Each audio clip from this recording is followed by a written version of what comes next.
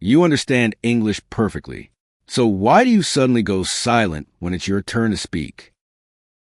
James is standing in an elevator. A stranger looks at him and smiles. Hey, which floor? Simple moment. Very normal. James knows the answer. But inside his head, something starts moving fast. Third floor, should I say the third floor? Is my pronunciation correct? What if I sound weird? The elevator is quiet. Too quiet. The stranger is still looking at him, waiting. James feels his chest tighten. His mind is full, but his mouth feels locked. Finally, he presses the button and softly says, 3. Just one word. Safe. Small. But again, not the real him, because inside he wanted to say more. This is not a language problem. This is a brain pattern. Your brain is trained to protect you. It wants you to avoid embarrassment, so it creates a system. Think in your language. Translate to English. Check for mistakes. Then speak. But real conversations are fast. They do not wait for your translation. So your brain feels pressure. And under pressure, it chooses silence. Not because you are weak, but because your brain thinks silence is safe. Every time you stay quiet, this pattern becomes stronger. Your brain learns speaking English is risky. So next time, it stops you even faster. 1.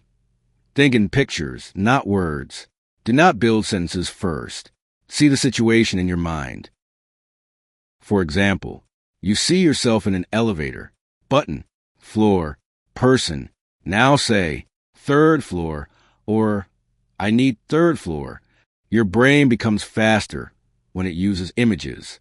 2. Speak before you feel ready. Do not wait for perfect sentences. Say something quickly, even if it is simple. I go up. 3rd floor, please. Speed kills overthinking. 3. Train your brain to stay calm. When you feel nervous, slow down your body. Take a small breath. Relax your shoulders. A calm body sends a signal to your brain. This is safe.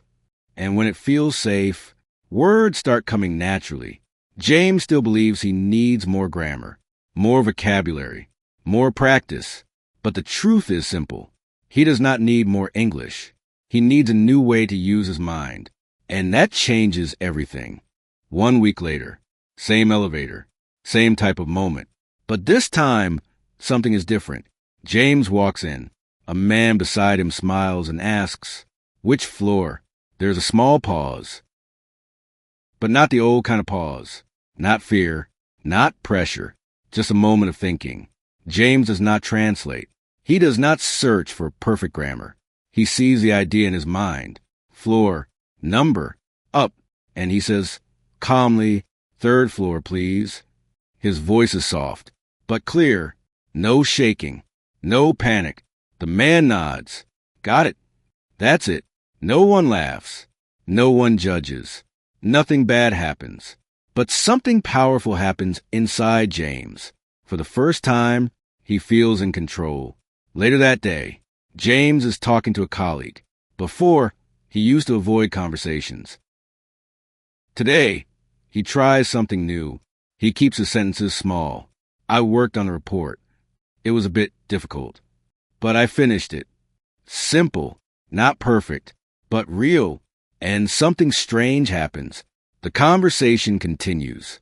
Naturally, no pressure, no overthinking, just flow.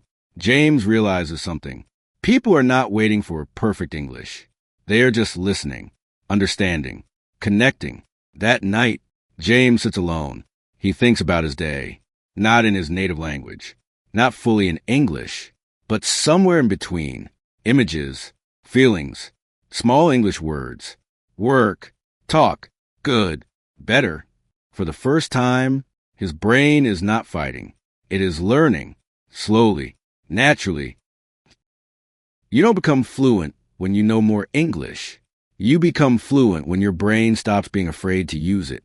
James is not perfect. He still makes mistakes. Sometimes he pauses. Sometimes he forgets words. But he is no longer silent. And that changes everything. Because now, every time he speaks, his brain learns a new message. English is safe. I can do this. And that message grows stronger every day. So next time someone asks you a simple question, will you wait for perfect English? Or will you finally train your brain to just speak? Because the moment you stop translating is the moment your real English begins. Comment below. I will speak without fear and start training your brain today. If this video helped you, like this video and subscribe for more simple, powerful English practice.